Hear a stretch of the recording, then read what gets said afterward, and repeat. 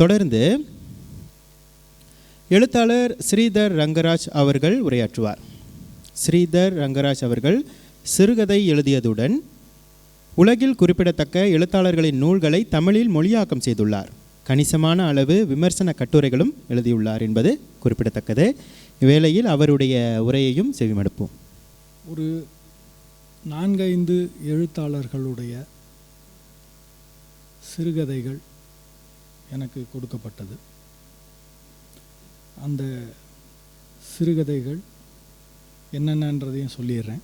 GS Devakumar எழுதிய டோலிசாமி மற்றும் Britney என்ற சிறுகதைகள், ஹரிராஜ்குமார் எழுதிய ஒரு சுழற்சி, கானகம், கோபாலராஜன் கோட்டை, வெண்ணாகம் ஆகிய சிறுகதைகள், ஷர்வின் செல்வா எழுதிய கிருஷ்ணை, ஆடும் தேவி, படையாழி, இங்கெல்லாம் நியதிதான், நீலி ஆகிய சிறுகதைகள், தனுஷா எழுதிய ஆண்மை, எனக்கென, சாக்லேட் பன், துளை, போர்வை, மணிக்கு 110 கிலோமீட்டர் ஆகிய சிறுகதைகள், ஆதித்தன் மகாமுனி எழுதிய மாசில்லா வீணை, கலைமதி எழுதிய CRISPR கேஸ் 9, அவர்கள் அவளையே பார்க்கிறார்கள், இரவின் வரம், இருண்ட மேகம், 50 ரிங்கிட், பிறழ்ச்சி ஆகிய சிறுகதைகள், வனிதா ராமகிருஷ்ணன் எழுதிய சிற்பம் என்கிற சிறுகதை. இந்த 24 சிறுகதைகள் தான் விமர்சனம் செய்ய வேண்டிய சிறுகதைகள். அதற்கு முன்னதாக ஒரு சின்ன டிஸ்க்ளைமர்.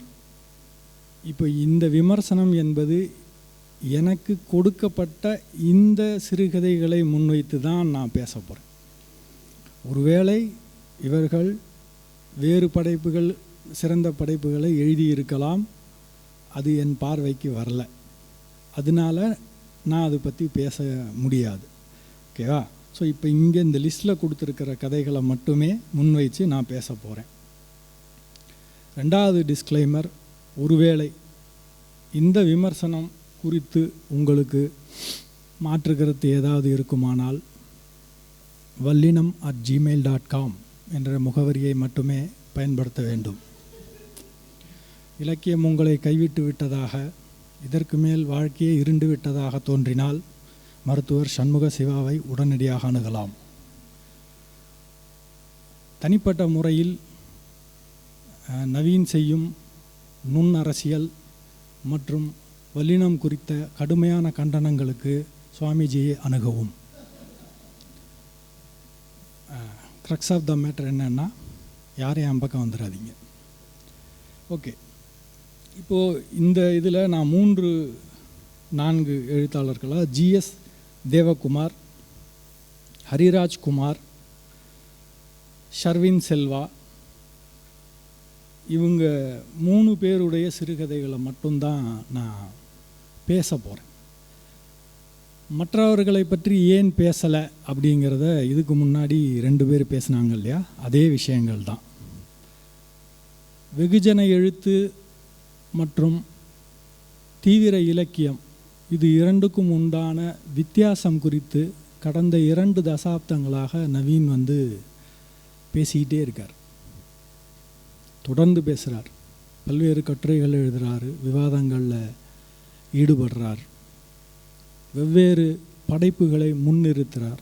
ஏன் அது இலக்கியம், எதனால் அது இலக்கியம், ஏன் அந்த படைப்பாளி முக்கியமானவர் அப்படிங்கிறதுக்கு பல 10 கட்டுரைகளை எழுதியிருக்கிறார். 100 கட்டுரைகளுக்கு மேலே கூட இருக்கும். தொடர்ந்து அது குறித்து பேசிக்கொண்டே இருக்கிறார். ஆனாலும் 20 வருடங்கள் கழித்தும் எது இலக்கியம் என்பது குறித்து என்னை பேசச் சொல்கிறார் என்றால், சூழல் சற்று கவலைக்கிடமாக இருக்கிறதோ என்று எண்ண தோன்றுகிறது. இருந்தாலும் சிலர் நம்பிக்கைக்குரியவர்களாக இருக்கிறார்கள். இந்த மற்றவங்களை பேச போகிறதில்லை அப்படின்னு சொன்னவங்களை விட்டுறலாம். அவங்களுக்கு சில சொற்களை மட்டும் சொல்லிக்கிறேன். நீதிக்கதைகள் இலக்கியத்தில் சேராது, ஈசாப் கதைகளை விட சிறந்த நீதி கதைகளை இதுவரை யாரும் எழுதி நான் படித்ததில்லை. அறிவுரை சொல்வதை தயவு செய்து நிறுத்துங்கள். நீங்களும் கேட்டதில்லை, நானும் கேட்டதில்லை, யாரை சொல்லியும் யாரும் கேட்பதில்லை. தயவு செய்து நிறுத்திவிடுங்கள். அது சிறுகதை ஆகாது, இலக்கியம் ஆகாது. லட்சியவாதம் நல்ல விஷயம்தான், கேட்குறதுக்கு நல்லா இருக்கும். உங்களுக்கு முன்னாடியே அடித்து நஞ்சு போன ஒரு விஷயம், அதை படித்து யாருமே திருந்தலை. தயவு செய்து அதனால் அதையும் நிறுத்திடுங்க. அதுவும் சிறுகதை ஆகாது, இலக்கியத்தில் சேராது. போராடி ஜெயிக்கின்ற பெண்கள், அப்புறம் மோசமான கணவன், இந்த மாதிரியான சிறுகதைகள் எழுதுகிறவர்கள் தயவு செய்து சன் டிவி, விஜய் டிவியை அணுகவும். என்ன எதிர்பார்க்கிறோம் அப்படின்னாக்க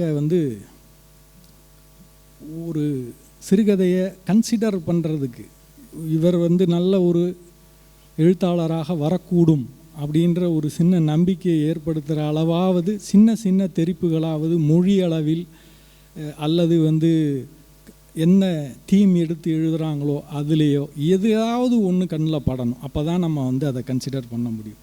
திடுக்கிடும் சம்பவங்கள், அப்புறம் திருப்பங்கள், இதெல்லாம் வைக்கிறது ராஜேஷ்குமார் மாதிரி அல்லது சுபா மாதிரியான நாவல்கள், கிரைம் நாவல்களுக்கு, த்ரில்லர்களுக்கு உதவும். மற்றபடி அதுவும் இலக்கியத்தில் சேராது. இந்த நாம்ச நிச்சயமாக நானோ படு நிச்சயமாக நவீனோ செட் பண்ணலை. அதை தயவு செய்து புரிஞ்சுக்கணும். உலகம் முழுக்க இந்த பாகுபாடு இருக்குது. பல்ப் ஃபிக்ஷன் அப்படின்னு தனியாக இருக்குது, அதே மாதிரி சீரியஸ் லிட்ரேச்சர் அப்படின்னு தனியாக இருக்குது. இது இன்றைக்கி நேற்று இல்லை. என்றைக்கு உரைநடை எழுத்துன்னு ஒன்று வந்ததோ அன்னிலேருந்து உருவாகி வந்த ஒன்று. இதை நவீனோ வல்லினமோ முடிவு பண்ணலை, இந்த நாம்ஸை அவங்க செட் பண்ணலை. ஓகேவா? இப்போ உலகம் எந்த பக்கத்தில் போயிட்டுருக்கோ அது பிரகாரம் தான் நம்மளும் போக முடியும். அதில் நம்மளுடைய பங்களிப்புகளில் என்ன சிறப்பாக செய்ய முடியும் தான் நம்ம பார்க்க முடியும். நீங்கள் ஒரு சாத்துக்குடியை வச்சுக்கிட்டு இதுதான் கமலா ஆரஞ்சு, இதை ஒத்துக்கணும்னு நீங்கள் சண்டை போட்டிங்கன்னா கடைசி வரைக்கும் நாங்கள் அதை சாத்துக்குடின்னு தான் சொல்லுவோம். கமலா ஆரஞ்சுன்னு ஒத்துக்க முடியாது. தயவுசெய்து நீங்கள் அதை புரிஞ்சுக்கணும். இதில் தனிப்பட்ட காழ்ப்பு, வெறுப்பு அந்த மாதிரி எதுவுமே கிடையாது. ஓகேவா? சரி, ரைட். இப்போது மற்ற இந்த 3 எழுத்தாளர்கள் எழுதியிருக்கிற விஷயங்கள் அப்படின்றதில் பார்க்கும்போது அதை தான் கொஞ்சம் நம்பிக்கை தர மாதிரியான சிறுகதைகள் அவங்க எழுதியிருக்கிறது. முதல்ல இந்த ஜிஎஸ் தேவகுமார் அவருடைய 2 சிறுகதைகள் கொடுத்துருக்காங்க. ஒன்று டோலிசாமி, இன்னொன்று பிரிட்னி. இந்த பிரிட்னி கதையை பற்றி நான் அதிகம் பேசுகிறதுக்கு எதுவும் இல்லை. அந்த பிரிட்னி கதையாகலை, அது வெறும் சம்பவம். அவர் என்ன சொல்ல வரார் அப்படிங்கிறது இன்னமும் கொஞ்சம் தெளிவாக சொல்லியிருக்கலாம். ஆனால் அவருக்கு நரேஷன் அப்படிங்கிற விஷயம் நல்லா வருது. அதனால் மேபி இன் ஃப்யூச்சர் அவர் சிறந்த சிறுகதைகளை எழுதக்கூடும் அப்படின்னு நான் நம்புகிறேன். முக்கியமாக அவர் செய்ய வேண்டியது என்ன அப்படின்னா, அவருடைய மொழி அளவில் அவர் இன்னும் சில விஷயங்களை மேம்படுத்தி கொள்ள வேண்டியிருக்கு. துல்லியமாக ஒரு உணர்வை சொல்வதற்கு துல்லியமான சொற்களை பயன்படுத்தினால் அது இன்னமும் சரியாக வாசகனை சென்றடையும். அதாவது நீங்கள் என்ன நினைக்கிறீங்களோ, என்ன வாசகனுக்கு புரிய வைக்கிறீங்களோ அதை சொற்களின் மூலமாக தான் நீங்கள் செய்கிறீங்க. அப்போ உங்களுடைய மொழியை இன்னமும் செழுமைப்படுத்தி சொற்களை துல்லியப்படுத்த வேண்டிய தேவை நிச்சயமாக இருக்கிறது. பிரிட்னி மாதிரியான கதைகள் ஏன் எழுதுறீங்க அப்படின்னு புரியல. டோலிசாமியில் இந்த மெல்லிய உணர்வு ஒன்று இருக்குது. மெல்லிய கதைக்கரு தான், அதுலேயும் நரேஷன் நல்லா இருக்குது, இல்லைன்னு சொல்லலை. அதை இன்னும் நல்ல சிறந்த கதையாக மாற்றி இருக்கலாம். ஆனால் அதை எப்படி சிறந்த கதையாக மாற்றுறதுன்னு சொல்கிறது என்னுடைய வேலை இல்லை. அதை நீங்கள் தான் செய்யணும். ஏற்கனவே சொன்னது தான், உங்களுடைய நரேஷன் நல்லா இருக்குது, ஆனால் அதுக்கு மேலே நீங்கள் சொல்ல விரும்புகிறத அழுத்தம் திருத்தமாக வாசகனுக்கு கடத்த முடியாததற்கு காரணம், அல்லது நீங்கள் ஏதோ சொல்ல நினைக்கிறீங்க அது வாசகனுக்கு கம்யூனிகேட் ஆகலை. குறைந்தபட்சம் வாசகன்றது எனக்கு கம்யூனிகேட் ஆகலை. காரணம் உங்களுடைய சொற்களில் பலம் இல்லை. அதே மாதிரி தான் ஹரிராஜ்குமார். அவருடைய சுழற்சி, கானகம், கோபாலராஜன் கோட்டை, வெண்ணாகம்.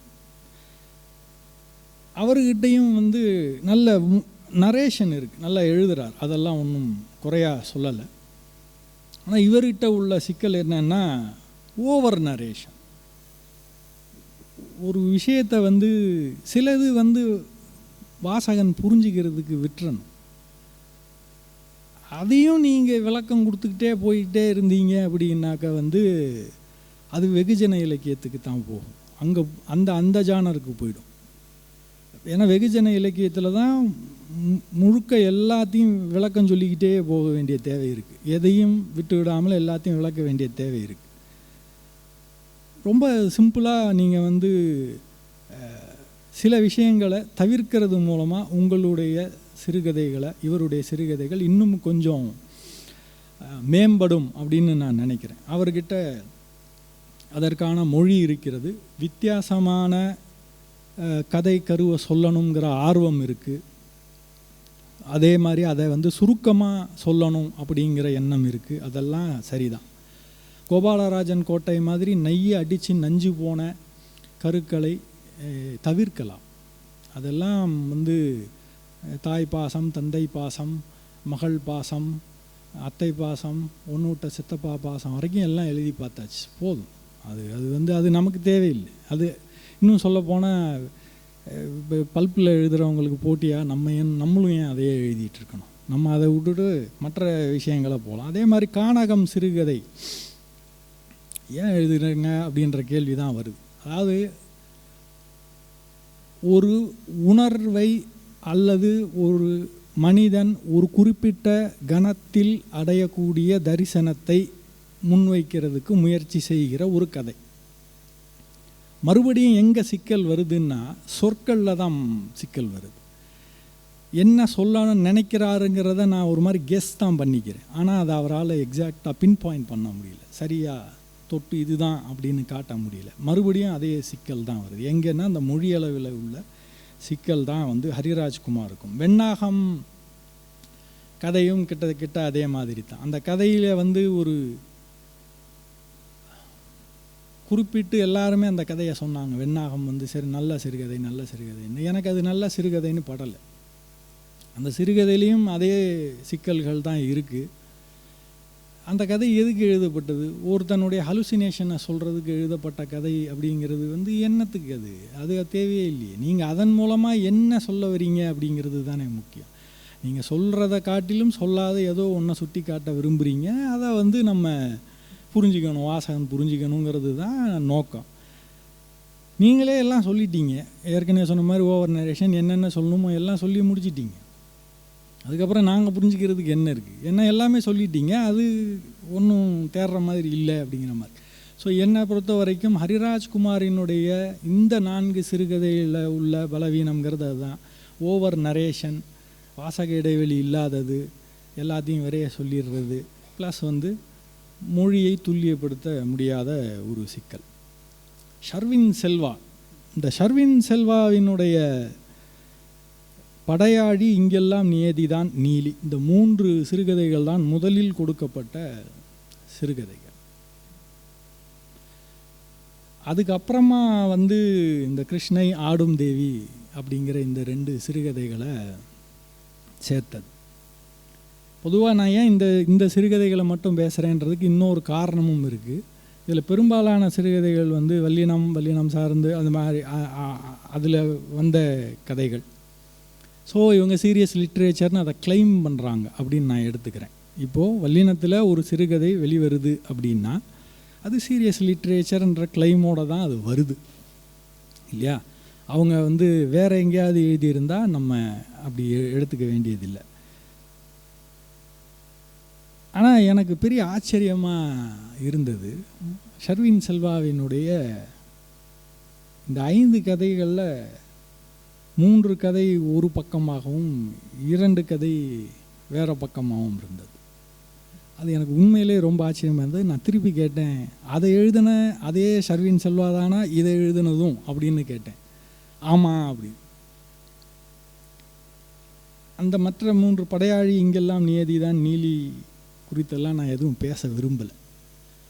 ஏன் அப்படின்னா அந்த ஷர்வின் செல்வாவுக்கு குறித்து எனக்கு எந்த விதமான அக்கறையும் இல்லை.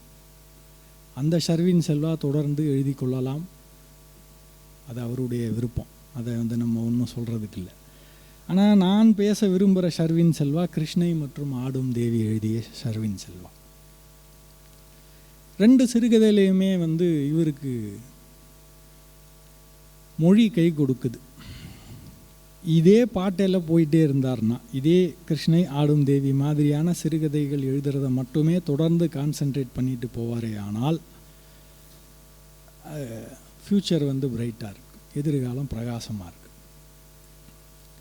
ஆனால் ஒரு கேள்வியை மட்டும் முன்வைக்க விரும்புகிறேன். ஷர்வின் செல்வா ஏன் இங்கெல்லாம் நியதிதான்ங்கிற சிறுகதை இவர் எழுதினாருங்கிறத தனிப்பட்ட முறையிலேயாவது என்னிடம் சொல்லிட்டு போகுமாறு கேட்டுக்கொள்கிறேன். இந்த பேச்சை முடித்த பிறகு எனக்கு ரொம்ப ஆச்சரியமாக இருக்குது. கிருஷ்ணை ஆடும் தேவி இரண்டுமே இந்த 2 சிறுகதைகளுக்கும் உள்ள ஒற்றுமை என்ன அப்படின்னா, இரண்டுமே ஒரு ஆண் பெண் உறவு குறித்து பேசுது. ஆடும் தேவி இழந்துவிட்ட ஒரு உறவு, கிருஷ்ணை எதிர்பார்க்கின்ற ஒரு உறவு. இரண்டுமே ஆண் பெண் குறித்து பேசக்கூடிய ஒரு முற்றிலுமாக மலேசிய சூழலில் புதிதான ஒரு களத்தை தேர்வு செய்து தான் எழுதியிருக்கிறார். அதில் மாற்று கருத்து இல்லை. மொழியும் கை கொடுக்கிறது. நிச்சயமாக எதிர்காலத்தில் இதே பாட்டையில் இங்கெல்லாம் நீதிதான் மாதிரி எழுதாமல் கிருஷ்ணை ஆடும் தேவி பாட்டையிலே இவர் பயணிப்பாரே ஆனால் மிக நிச்சயமாக குறிப்பிடத்தகுந்த ஒரு எழுத்தாளராக வரக்கூடிய எல்லா சாத்தியமும் உள்ளவர் ஷர்வின் செல்வா. ரைட். இப்போது இந்த 3 பேர் தவிர்த்த மற்றவர்கள் சிறுகதைகள் குறித்து எதுவும் பெருசாக விரிவாக பேச வேண்டிய அவசியம் இல்லை என்றாலும் அதில் உள்ள சிக்கல்கள் என்ன அப்படின்னா, பொதுவாக நீங்கள் பல்ப் ஃபிக்ஷனே எழுதுறீங்க, வெகுஜன எழுத்தே எழுதுறீங்கன்னாலும் அதுக்கும் சில இலக்கணங்கள் இருக்குது, அதுக்கும் சில ரூல்ஸ் அண்ட் ரெகுலேஷன்ஸ் இருக்குது, நிச்சயமாக இருக்குது. அதை சுஜாதா வரைக்குமான ஜாம்பவான்கள் அதை ஃபாலோ பண்ணியிருக்காங்க. அவங்க சில விதிமுறைகளையும் அவங்க செட் பண்ணியும் வச்சுருக்காங்க. நீங்கள் பல்ப் தான் எழுத போகிறீங்க அப்படின்னா குறைந்தபட்சம் நீங்கள் அதையாவது தெரிஞ்சுக்கணும். எழுதுவதெல்லாம் இலக்கியம்னா நான் அடுத்து செலவெடுக்கிற லிஸ்ட் எடுத்துன்னு போட்டு வம்பு பண்ணுவேன். ஓகேவா? நான் எழுதுனது இது, கைப்பட எழுதுனது அப்படின்ற மாதிரி போகும். அதல்ல. ஸோ அந்த மாதிரியான முயற்சிகள் எடுக்கிறது சரியா தப்பா அதுக்குள்ளே போகவே விரும்பலை. அப்படியான ஒரு ஜானர் இருக்கிறதும் தேவைதான். வெகுஜன வாசகர்களுக்காக எழுதுவதும் தேவைதான். அவங்க எழுதட்டும், அதிலெல்லாம் நான் எந்த குறையுமே சொல்லலை. சொல்லப்போனால் அதிகமாக வாசிக்கப்படுவது அதுதான். நம்ம இப்போ எழுதுறதெல்லாம் குறைவாக தான் வாசிக்கப்படுது. ஆனால் அதுலேயும் சில விஷயங்கள் இருக்குது, ஏன் அதை கவனிக்க மாட்டேங்கிறீங்க அப்படிங்கிறது தான் நான் முன்வைக்கிறேன். ஒருவேளை எனக்கு என்ன சந்தேகம் வருது அப்படின்னா, இவங்கெல்லாம் இதை சீரியஸ் லிட்ரேச்சர்னு கிளைம் பண்ணுறாங்களா அப்படிங்கிறது எனக்கு தெரியலை. ஒருவேளை இவங்க அதெல்லாம் சீரியஸ் லிட்ரேச்சர்னு கிளைம் பண்ணலை அப்படிங்கிற பட்சத்தில் இதெல்லாம் விமர்சிக்க வேண்டிய அவசியம் இருக்கிறதா? ஏன்னா நம்ம சீரியஸ் லிட்ரேச்சர்னு பேசிகிட்டு இருக்கோம். அப்படி இருக்கிறப்ப வெகுஜன எழுத்தை விமர்சிக்க வேண்டிய தேவை இருக்கிறதான்ற இதெல்லாம் வருது. ஆனால் நவீன் அந்த விஷயத்தில் கொஞ்சம் தெளிவாக யோசிக்கக்கூடிய ஆள் தான். அவ்வளவு பேசிக்கான ஒரு மிஸ்டேக்கை அவர் செஞ்சுருக்க மாட்டாருன்னு நம்புகிறேன். அதனால் குறைந்தபட்சமாக சில விஷயங்களை மனதில் கொள்ளுங்கள். நீங்கள் எடுக்கக்கூடிய தீம் அப்படிங்கிற அந்த கருப்பொருள் ஒரு ஆழமிக்கதாக இருக்கணும். அதில் உங்களுடைய ஏற்கனவே எழுதினது எழுதக்கூடாதானா நிச்சயம் எழுதலாம். சீரியஸ் லிட்ரேச்சர்லேயும் எழுதலாம், பல்ப் ஃபிக்ஷன்லேயும் நீங்கள் தாராளமாக ஏற்கனவே எழுதினது எழுதலாம். அன்லஸ் உங்களுக்குன்னு தனிப்பட்ட முறையில் அதில் ஏதாவது ஒரு ஃபைண்டிங் இருக்கும், அல்லது நீங்கள் அதை வேறு ஒரு பர்செப்ஷனில் அந்த விஷயத்தை நீங்கள் பார்க்குறீங்க அப்படின்னா மட்டுமே நீங்கள் அதை மறுபடியும் எழுதலாம் அப்படிங்கிறத ஞாபகம் வச்சுங்க. லட்சியவாத கதாபாத்திரங்கள் வரக்கூடாது அப்படின்னு இல்லை, வரலாம், வச்சுக்கிங்க, ஒன்றும் தப்பில்லை. ஆனாலும் அந்த கதாபாத்திரங்களின் வழி உணர்ச்சி சார்ந்த அடுக்குகள் அப்படின்னு சொல்லுவோம் இல்லையா, நுண் உணர்ச்சிகள், அதை உங்களால் வெளிப்படுத்த முடிஞ்சால் மகிழ்ச்சி. அது இல்லைன்னா மறுபடியும் அது பல்ப் ஃபிக்ஷனுக்கு தான் போகும். ஸோ இதெல்லாம் விட முக்கியமானது என்ன நோக்கத்துக்காக நீங்கள் ஒரு சிறுகதை எழுதுறீங்க அப்படிங்கிறதையும்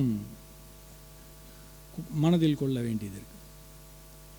எந்த ஒரு இப்போ நவீன் வல்லினம் முன்வைக்கிற எந்த ஒரு படைப்புமே கவனித்து பார்த்தீங்கன்னா எந்த அறிவுரையும் அது வழங்குறது இல்லை.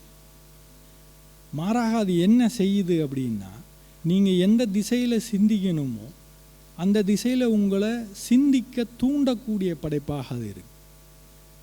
எதையும் எடுத்து முன்னாடி வரிசையாக அடுக்கி வச்சு இது 1, இது 2, இது 3, இது 4 வரிசையாக எடுத்துக்கங்க, அந்த மாதிரி எதுவுமே சொல்கிறதில்ல.